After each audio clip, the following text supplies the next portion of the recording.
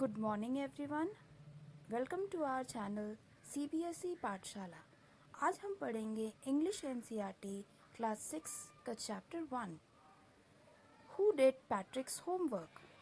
Patrick never did homework. Too boring, he said. Patrick जो है एक लड़का रहता है और उसे होमवर्क करना बिल्कुल अच्छा नहीं लगता. He played hockey and basketball and Nintendo instead.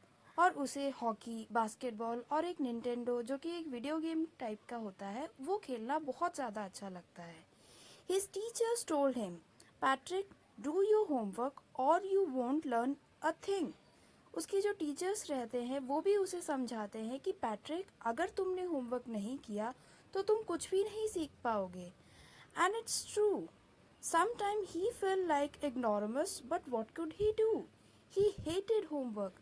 कभी कभी उसे भी लगता था कि उसे कुछ नहीं समझ में आता, वो कुछ नहीं लर्न कर रहा है. One day he found his cat playing with a little doll and he grabbed it away. एक दिन जो होता है पैट्रिक वो देखता है कि उसकी कैट एक छोटी सी डॉल के साथ खेल रही है, तो वो क्या करता है उस डॉल को ले लेता है. To see his surprise, it wasn't a doll at all, but a man of tiniest size. वो बहुत ज़्यादा सरप्राइज हो जाता है ये देखकर कि वो एक डॉल नहीं बट एक बहुत छोटा सा आदमी है. He had a little wool shirt with the old-fashioned breeches and a high tall hat, much like a witch's. फिर वो देखता है कि उस आदमी ने एक बहुत ही ओल्ड फैशन सी शर्ट पहन के रखी है और एक लंबी सी हैट लगाई है जो कि नॉर्मली विचेस लगाती हैं. He yelled, Save me, don't give me back to that cat. I will grant you a wish. I promise you that. वो जो टाइनी मैन रहता है वो पैट्रिक को बोलता है कि प्लीज़ प्लीज़ मुझे इस कैट के पास वापस मत भेजो, मैं प्रॉमिस करता हूँ कि मैं तुम्हें एक विश दूंगा. Patrick couldn't believe how lucky he was. Here was the answer to all his problems. Patrick सोचता है कि वो कितना लकी है. अगर उसने इस इंसान की बात मान ली और इसे बचा लिया तो उसके लाइफ के सारे ही प्रॉब्लम सॉल्व हो जाएंगे. So he said, only if you do all my homework till the end of the semester. Patrick उससे बोलता है कि ठीक है मैं तुम्हें बचा लूँगा बट इसके बदले तुम्हें क्या करना होगा, मेरा सारा होमवर्क करना होगा till the end of the semester जो कि 35 डेज तक होगा. If you do a good enough job I could even get S. वो बोलता है कि अगर तुम बहुत अच्छे से काम करोगे तो शायद मुझे ए भी मिल जाए. The little tiny man's face wrinkled like a dish cloth thrown in a hamper. He kicked his leg and doubled his fist, and he grimaced and squalled and paused his sleeve. Oh, I am cursed, but I will do it.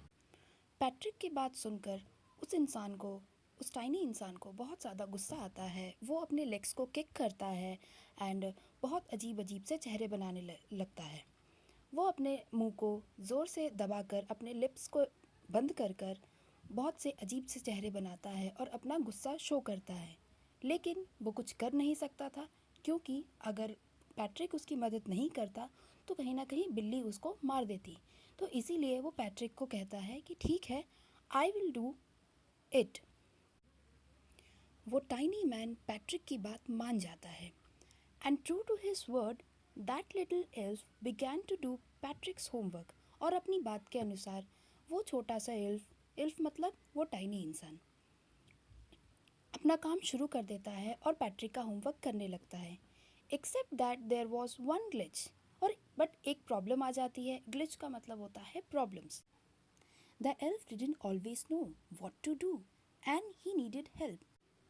Elf ने तो promise कर दिया था Patrick को कि वो homework तो कर देगा, बट एक प्रॉब्लम रहती है कि एल्फ को नहीं पता रहता है कि होमवर्क में कब और क्या करना है.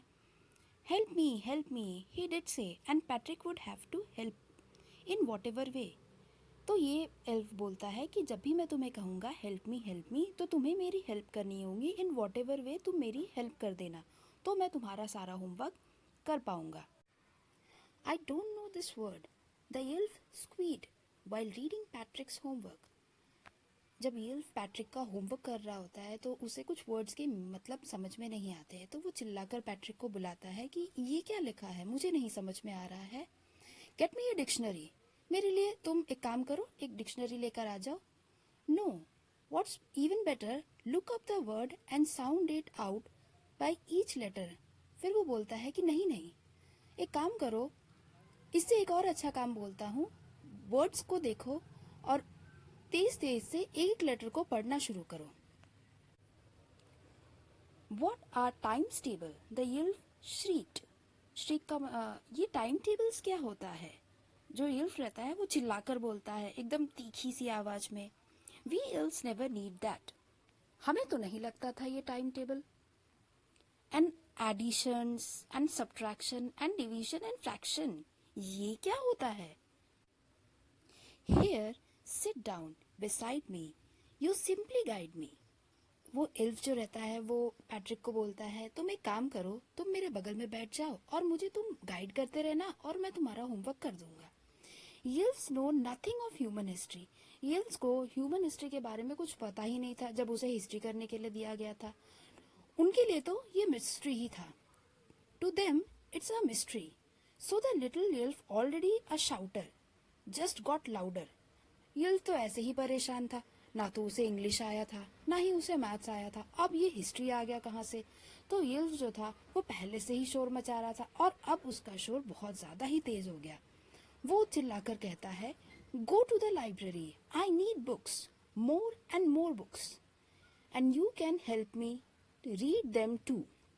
यल्फ जो होता है पैट्रिक को चिल्लाकर बोलता है कि तुम एक काम करो, जल्दी से लाइब्रेरी जाओ, मुझे बुक्स चाहिए, बहुत सारी बुक्स चाहिए एंड तुम्हें मेरी हेल्प करनी होगी, उन्हें सारे रीड करके मुझे समझाने होंगे। As a matter of fact, every day in every way that little elf was a nag. Patrick was working harder than ever and was it a drag.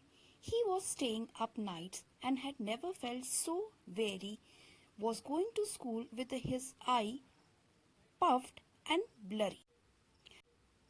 तो वो जो एल्फ था वो पैट्रिक को बहुत ज़्यादा परेशान करता था। ये बुक चाहिए, वो बुक चाहिए, ये नहीं समझ में आ रहा है, वो नहीं समझ में आ रहा है। तो पैट्रिक को पहले से ज़्यादा काम करना होता था।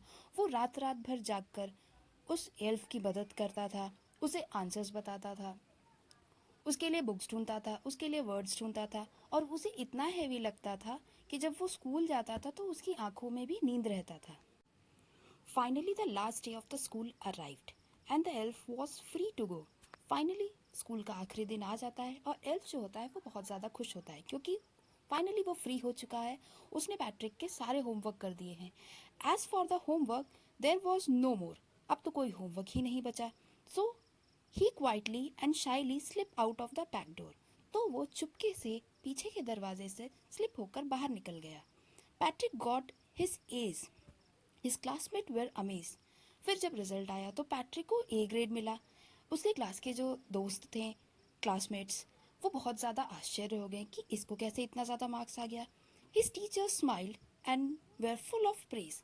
उसकी जो टीचर्स थी वो भी बहुत ज़्यादा खुश थी कि इसने इतना अच्छा किया है और उसे बहुत ज़्यादा प्रेज करती हैं, बहुत ज़्यादा कॉन्ग्रेचुलेशंस देती हैं और उसकी बहुत ज़्यादा तारीफ़ करती हैं।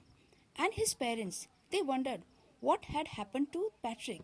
और उसके जो पेरेंट्स रहते हैं वो बहुत ज़्यादा आश्चर्य हो जाते हैं कि अरे हमारे बेटे को हुआ क्या, इतना अच्छा नंबर इसने कैसे ला दिया और इसे हो क्या गया है। He was now the model kid. अब पैट्रिक जो है वो बहुत एक अच्छा बच्चा बन चुका था। Clean his room, never rude like he used. Patrick जो था वो पूरी तरह से बदल चुका था। वो अपने रूम को साफ करता था, अपना काम खुद से ही करता था और बहुत ज़्यादा खुश रहने लगा था, बहुत अच्छा बच्चा बन गया था। कभी भी रूड नहीं होता था, कभी भी किसी के साथ बुरा व्यवहार नहीं करता था अब। एंड उसने ऐसा लग रहा था कि एक नया ही एटीट्यूड एक डेवलप कर लिया है, जैसे वो पहले था उसका ठीक उल्टा हो चुका। You see in the end Patrick still thought he did made that tiny man do all his homework. Patrick बहुत ज़्यादा खुश था। पैट्रिक अभी भी ऐसा सोच रहा था कि उसने उस टाइनी मैन से अपना सारा होमवर्क करवाया था। But I will share a secret just between you and me. It wasn't the elf, Patrick had done it himself. End of the story में राइटर हमसे एक सीक्रेट शेयर करते हैं जो कि हमारे और उनके ही बीच रहेगी कि एल्फ ने होमवर्क नहीं किया था। होमवर्क तो पैट्रिक ने ही किया था। सारे कैलकुलेशंस उसने ही किए थे, बुक्स रीडिंग उसी ने की थी, इंग्लिश के लिए वर्ड्स उसी ने डिक्शनरी से निकाले थे। तो ओवरऑल जो था होमवर्क वो पैट्रिक ने ही किया था, ना कि एल्फ ने। और यहाँ पर हमारी story who did पैट्रिक्स homework finally ख़त्म होती है। Hope you like this video. Thank you for watching.